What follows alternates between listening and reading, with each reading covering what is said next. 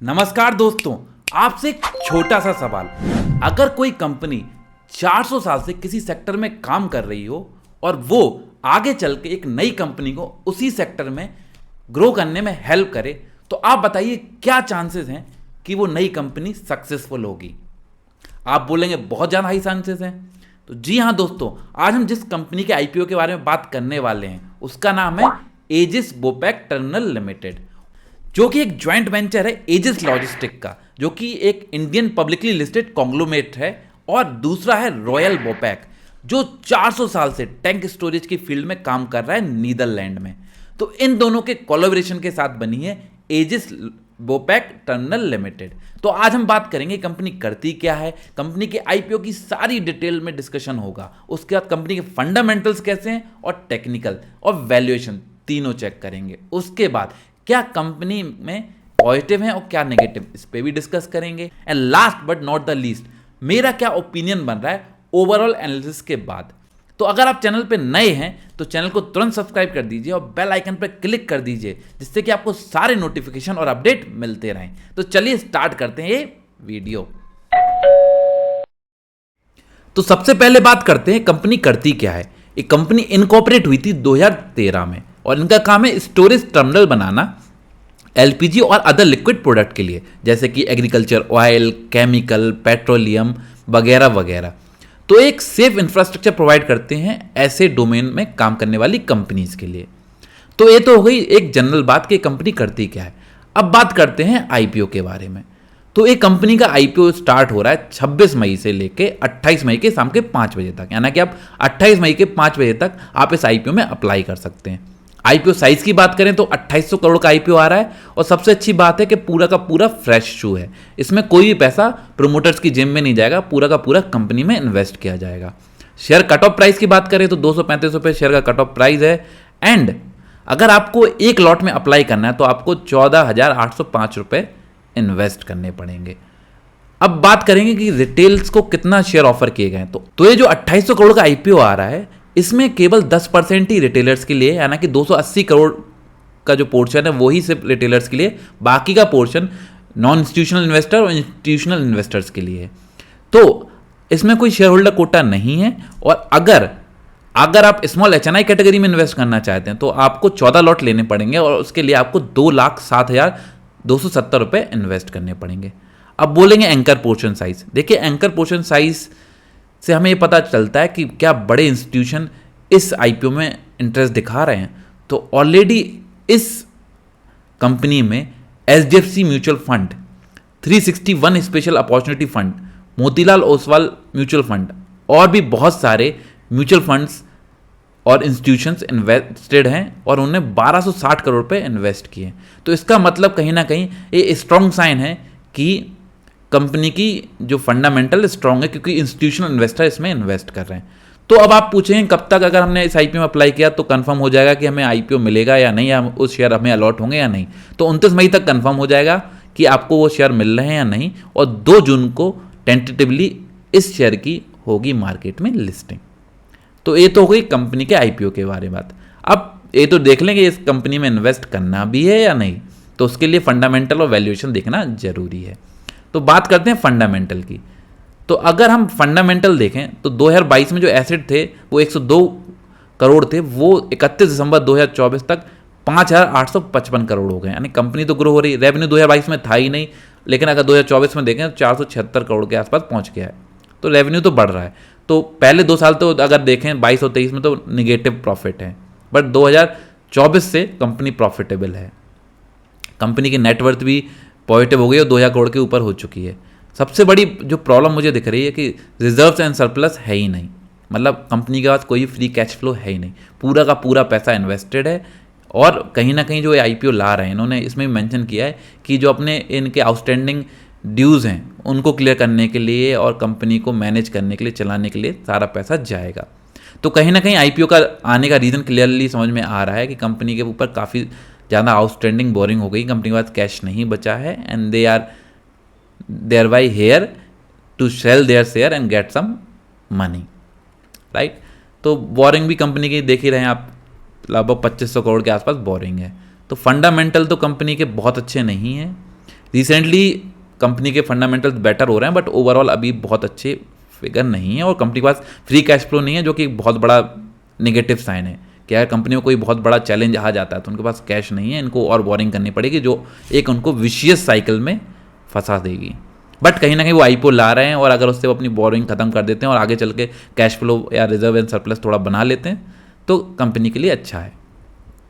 अब बात करेंगे वैल्यूएशन की। फंडामेंटल तो ठीक ठाक हैं, बहुत अच्छे नहीं हैं, बट अगर फंडामेंटल अच्छे नहीं है तो क्या वैल्यूएशन अच्छी है? देखते हैं। अगर हम बात करें इनके प्री आईपीओ की तो पी रेशियो 268 है और पोस्ट आईपीओ 259।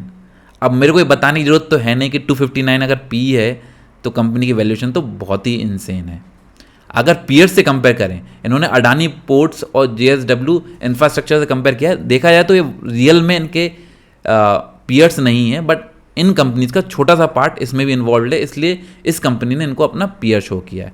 अगर पीयर्स से कंपेयर करें तो उनका पी रेशियो है 37 और 49, तो लगभग 5 गुना कम है उनका P ratio as compared to the one they are offering in this IPO.